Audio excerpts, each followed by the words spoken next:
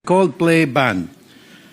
Nung pumunta ang Coldplay Band sa Korea, ang halaga ng ticket nila doon para sa Coldplay Band was only 5,885 pesos.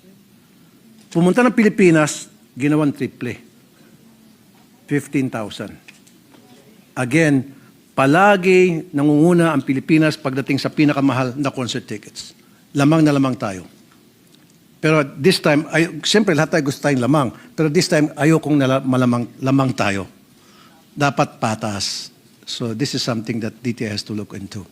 Mr. President, Madam Sponsor. Sang-ayon po tayo dyan at huwag tayo na iisahan lagi. Tinataga naman yung kabataan lalo.